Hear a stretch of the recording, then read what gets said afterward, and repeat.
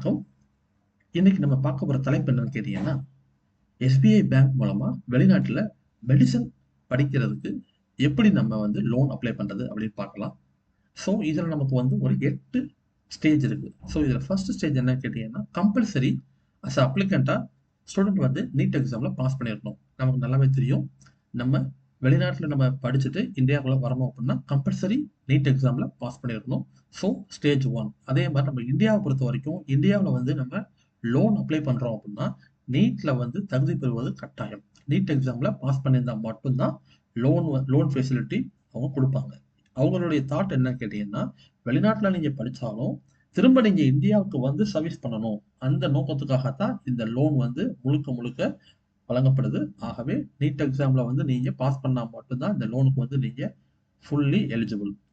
அதே மாதிரி second stage என்னன்னு கேட்டீங்கன்னா, உங்களுக்கு உண்டான admission letter, fees structure, course details. நம்ம ஏற்கனவே பழைய வீடியோல பார்த்த மாதிரி உங்களுடைய அட்மிஷன் லெட்டர் வந்து பாத்தீங்கன்னா உங்களுடைய அட்மிஷனை கன்ஃபார்ம் பண்ணதுக்கான அந்த ப்ரூஃப் பிளஸ் ஃபீஸ் ஸ்ட்ரக்சர், ஒரு வருஷத்துக்கு வந்து எவ்வளவு ஃபீஸ் வந்து நீங்க பே பண்ணணும், அந்த விஷயங்கள் பார்த்தீங்க அப்படின்னா யூனிவர்சிட்டியே உங்களுக்கு கொடுக்கும். இப்போ நீங்க வந்து ஃபாரின்ல உள்ள ஒரு யூனிவர்சிட்டியை நீங்க சூஸ் பண்ணிட்டீங்கன்னா அந்த யூனிவர்சிட்டியே வருஷத்துக்கு எவ்வளவு அமௌண்ட் செலவாகும் அந்த டீட்டெயிலை ஃபுல்லாக கொடுத்துருவாங்க.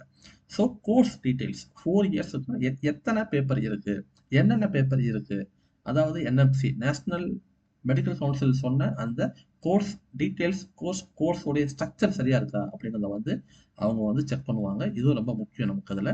இது போக ஸ்டேஜ் 3 என்னன்னு கேட்டீங்கன்னா, தேவையான டாக்குமெண்ட்ஸ், அதாவது 10th + 2 மார்க் நமக்கு வேணும், நீட் ஸ்கோர் கார்டு வேணும், passport, Aadhaar card, PAN card, admission letter, பெற்றோருடைய வருமான சான்றிதழ், வங்கி கணக்கு விவரம் அண்ட் கொலெட்ரல். ஸோ இந்த லாஸ்ட் 3 இது பார்த்தீங்கன்னா ரொம்ப முக்கியமானது. ஏன்னா உங்களுடைய பெற்றோருடைய ஆண்டு வருமானம் 4 லட்ச ரூபாய்க்குள்ள இருந்துச்சு அப்படின்னா அதுக்கு உண்டான லோன் தான் உங்களுக்கு கிடைக்கும்.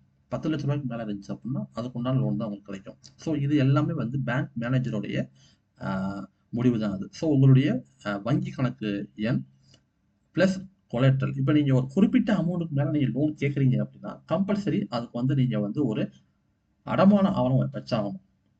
ஒரு குறிப்பிட்ட அமௌண்ட்டுக்கு கீழே நீங்க கேட்குறீங்க அப்படின்னா உங்களுக்கு அடமான அந்த ஆவணம் வந்து தேவை கிடையாது. ஸோ அதை நீங்க நம்ம மனசுல வச்சுக்கணும்.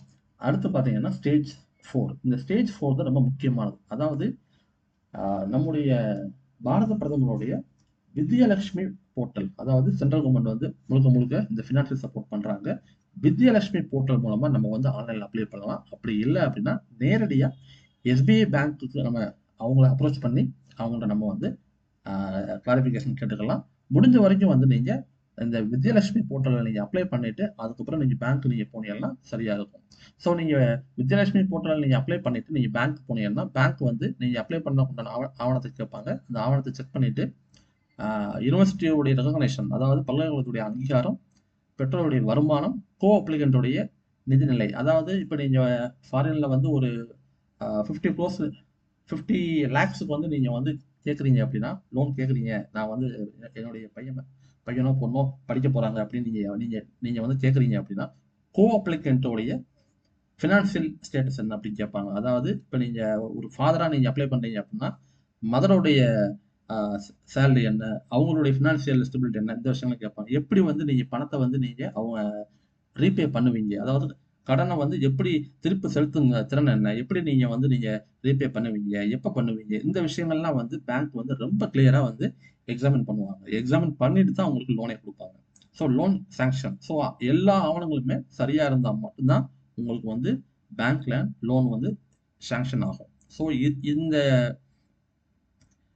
பேங்க் லோனை பொறுத்த வரைக்கும் நீங்க அந்த பேங்க் லோனை வச்சு வந்து நீங்க விசாவுடைய ப்ராசஸ் நீங்க ஆரம்பிக்கலாம். ஸோ இதுல நீங்க அதிகபட்சம் பார்த்தீங்கன்னா 1 crore வரைக்கும் நீங்க வாங்கிக்கலாம். ஏன்னா இது உங்களுக்கு டியூஷன் ஃபீஸுக்கு உண்டான லோன் மட்டும் கிடையாது, இன்க்ளூடிங் உங்களுடைய டிரான்ஸ்போர்ட்டேஷன், இன்க்ளூடிங் உங்களுடைய ஃபுட்டு, உங்களுடைய அகாமடேஷன், அதாவது அங்க நீங்க தங்குற செலவு, சாப்பாட்டு செலவு, உங்களுடைய போக்குவரத்து பயண செலவு அனைத்துக்குமே இந்த லோனை வந்து நீங்க யூஸ் பண்ணிக்கலாம். அதாவது இப்போ நீங்க ஒரு லோன் நீங்க கேட்குறீங்கன்னா அந்த அமௌண்ட்டை வச்சு நீங்க ஃபீஸ் கட்டிட்டு ஃபர்தரா நீங்க உங்களுடைய தேவையான அமௌண்ட்டை வந்து உங்களுக்கு வந்து அவங்க நீங்க பில்லு நீங்க இது பண்ணிக்கலாம், அதில் நீங்க கிளைம் பண்ணிக்கலாம். ஸோ இந்த ஸ்டேஜஸ். அதுக்கப்புறம் ஸ்டேஜ் 7. இதுல வந்து உங்களுடைய கோர்ஸ் முடிஞ்சதுக்கு அப்புறம் குறிப்பிட்ட காலத்துக்கு அப்புறம் வந்து பார்த்தீங்கன்னா உங்களுடைய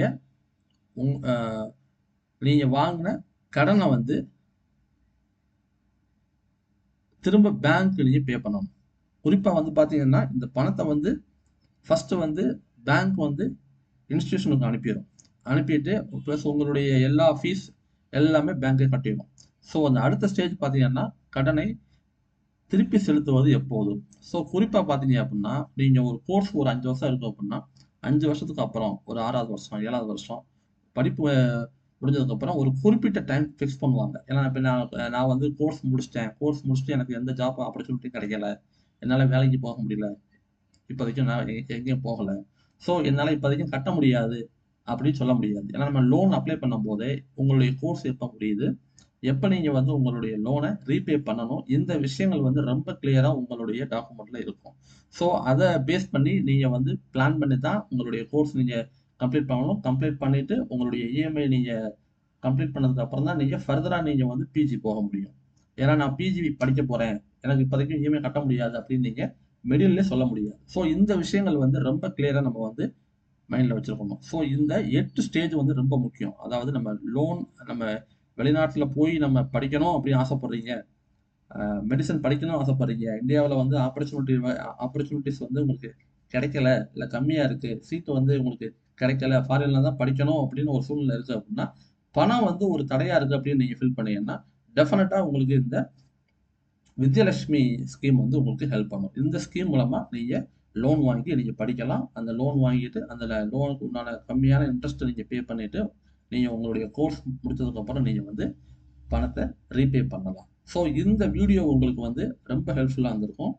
இது போக உங்களுக்கு குறிப்பிட்ட ஒரு கண்ட்ரில வந்து நீங்க படிக்க போறீங்க, குறிப்பிட்ட ஒரு யூனிவர்சிட்டியில நீங்க படிக்க போறீங்க அப்படின்னு நீங்க நினைக்கிறீங்கன்னா, அந்த யூனிவர்சிட்டியோடைய ஃபீஸ் ஸ்ட்ரக்சர் உங்களுக்கு வேணும் அப்படின்னா, நீங்க தாராளமா எங்களுக்கு வந்து நீங்க ஆ, கீழ இருக்கிற மெயிலுக்கு நீங்க மெயில் பண்ணுங்க. அந்த மெயில் ஐடி நாங்க வந்து டிஸ்கிரிப்ஷன்ல குடுத்துருக்கோம். அதற்கு நீங்க மெயில் பண்ணுங்க. உங்களுக்கு உண்டான அ எல்லா தெளிவான எக்ஸ்ப்ளனேஷனும் அங்க வரும். ஸோ எந்த கண்ட்ரில நீங்க படிக்க போறீங்க, எந்த யூனிவர்சிட்டி நீங்க பார்த்துருக்கீங்களோ, அதனுடைய ஃபீஸ் ஸ்ட்ரக்சர உங்களுக்கு சொல்றோம். உங்களுக்கு வந்து உங்களுடைய இன்கம் பிளஸ் உங்களுடைய ஃபினான்சியல் ஸ்டெபிலிட்டிய பொறுத்து எந்த பேங்க்ல எவ்வளோ லோன் கிடைக்கும், இந்த விஷயங்களும் நாங்க உங்களுக்கு வந்து எங்களுடைய டீம் வந்து உங்களுக்கு சப்போர்ட் பண்ணும். ஸோ இந்த வீடியோவ நீங்க சேவ் பண்ணி வச்சுக்கங்க.